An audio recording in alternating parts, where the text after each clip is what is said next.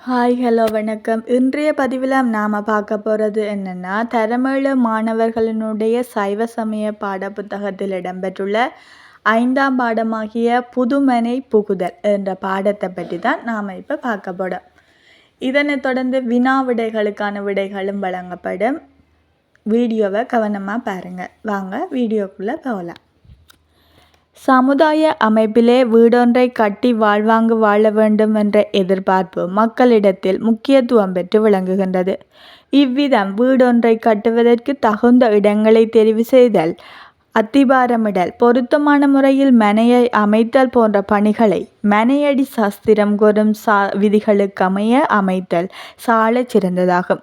வீட்டின் கட்டுமான பணிகள் பூர்த்தியானதும் சுப நாளில் சுப முகூர்த்தத்தில் குடிபுகும் மங்கள நிகழ்வே புதுமனை புகுதல் ஆகும். இதனையே கிருகப் பிரவேசம் என்றும் கூறுவர்.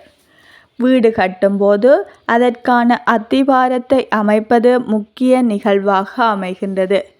இதற்கென புண்ணிய இடங்களாக விளங்கும் ஆலயத்தின் வீதி மண், மலைமண், ஆற்றுமண், புற்றுமண், யானை தந்தத்தினால் எடுத்த மண், காளை கொம்பு மண், குளத்து மண் போன்றவற்றை எடுத்து குழைத்து பெட்டி போல் அமைத்து அடிப்படையில் பள்ளம் அமைத்து அதற்குள் நவரத்தினம், நவதானியம், சிறுதானியங்கள், அட்சரம் எழுதிய செப்புத்தகடு, வெள்ளி, தங்கத்தகடுகள், நாணயங்கள் போன்றவற்றை வைத்து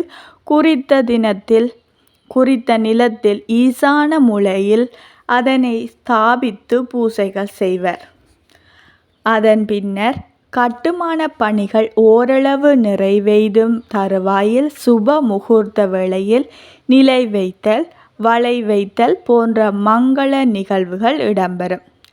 இதன்போது தச்சு வேலை செய்யும் பணியாளர்களுக்கு உடை, தட்சணை, தாம்பூலம் என்பவற்றை கொடுத்து உபசரிப்பார். வீட்டின் அனைத்து பணிகளும் நிறைவேறியதன் பின்னர் குறித்த சுபதினத்தில் கிருகப் பிரவேசம் என்னும் மங்கள வைபவம் நிகழும். கிருகப் பிரவேச தினத்துக்கு முதல் நாள் பசுவை குறித்த வீட்டில் தங்க வைப்பர்.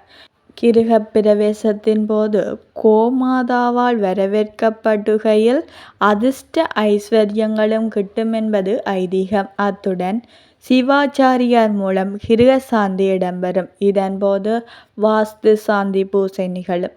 ஹோமம் செய்யும் வேளையில் வாஸ்து புருஷன் எவ்வித இடையூறும் நிகழ்த்தாமல் இருக்க தேவர்களையும் பிரம்மாவையும் பூசை என்பவற்றால் திருப்தி செய்வதே வாஸ்து சாஸ்திரத்தின் நோக்கமாகும்.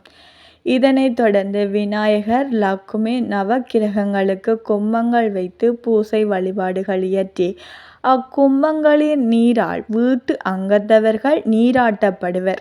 மேலும் வீட்டை சுற்றிலும் 8 திக்குகளிலும் சங்குகளை பதித்து காவல் செய்யப்படும். கிருகப் பிரவேச தினத்தன்று கோயில் பூசை செய்யப்பட்ட சுவாமி படங்கள், நிறைகுடம், விளக்கு, நிறைநாளி, தாம்பூலத்தட்டு, தேங்காய், உப்பு, மஞ்சள், கற்கண்டு போன்ற மங்கள பொருட்களுடன் வீட்டுக்குள் நுழைவர். இதன் பின்னர் பால் காய்ச்சி பொங்கல் வைத்து சுவாமி படங்களுக்கு நிவேதனம் செய்து பூசை வழிபாடுகள் நிகழ்த்துவர். இறைவனை வணங்கியதன் பின்னர் வீட்டு பெரியோர்களிடம் ஆசீர்வாதம் பெற்று இன்புறுவர். இன்றைய தினம் சுற்றத்தார், நண்பர்கள், உறவினர்களை அழைத்து விருந்துபசாரம் அளித்து தமது மகிழ்ச்சியை கொண்டாடுவர்.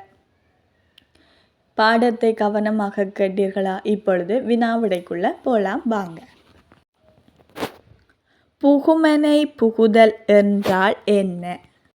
விடை: வீட்டின் கட்டுமான பணிகள் பூர்த்தியானதும் சுப நாளில் சுப முகூர்த்தத்தில் குடிபுகும் மங்கள நிகழ்வே புதுமனை புகுதல் எனப்படும்.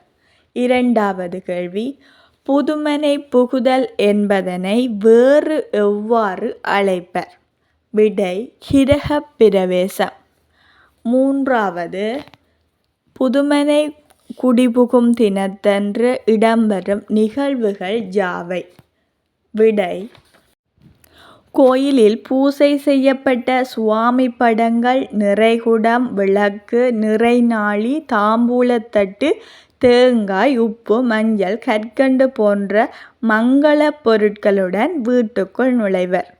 அதன் பின்னர் பால் காய்ச்சி பொங்கல் வைத்து சுவாமி படங்களுக்கு நிவேதனம் செய்து பூசை வழிபாடுகள் நிகழ்த்துவர்.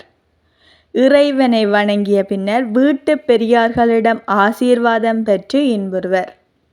நண்பர்கள் உறவினர்களை அழைத்து விருந்துபசாரம் அளித்து தமது மகிழ்ச்சியை கொண்டாடுவர். அடுத்த கேள்வி, வாஸ்து சாந்தி பூசை என்றால் என்ன? இதற்கான விடையை கமெண்டில் சொல்லுங்கள். நன்றி.